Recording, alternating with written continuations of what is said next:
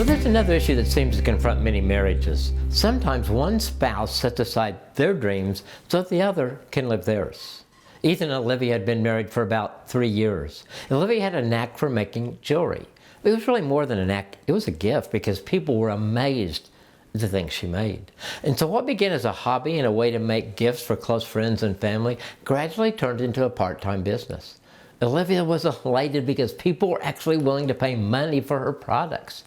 Each year, the demand grew. Olivia worked out of her house, but now had a couple of other women that were helping her. She raised her prices twice, but sales continued to increase.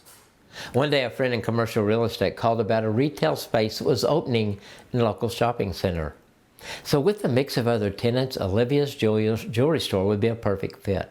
She couldn't wait to talk to Ethan about the idea.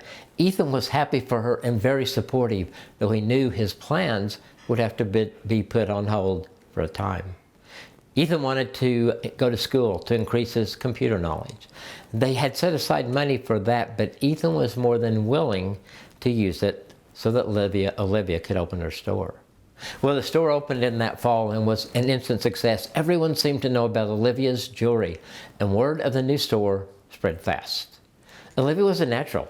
She not only was creative with her new jewelry designs, but she was great with customers. She gave many seminars on fashion and using jewelry just to define a look. Women were crazy about the store, and husbands now had foolproof place to find the gifts their wives were sure to love. Ethan became the backbone of the store. His computer knowledge was invaluable. He designed a special program to meet the store's needs and developed their online store. The store doubled in its second year and showed amazing increases each succeeding year. Each year, Ethan thought about his dream of studying computers and eventually having his own company. But those dreams, well, those were stuffed. Little by little, the resentment began to build. Until one day, Ethan sat in my office to talk it through.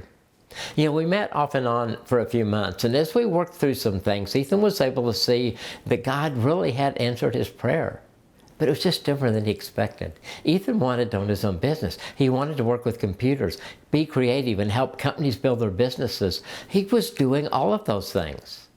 The store had always been in both of their names, legally, even though Olivia's name was on the storefront. Ethan had probably learned more during their 5 years of business on the job than he would have in studying computers. Olivia always praised him and told everyone that Ethan was the reason for the store's success. Ethan saw that the enemy had distorted the truth to him and blinded him to the realities in front of him. God had done exceedingly more than Ethan had ever asked for or dreamed for. Has God ever done that for you? Has he ever answered a prayer very differently than you thought he would? Yet in a way, it was much better for you. Don't be deceived into thinking God doesn't hear your prayers, because he does. He will never do anything less than what's best for you and for your spouse and for your marriage.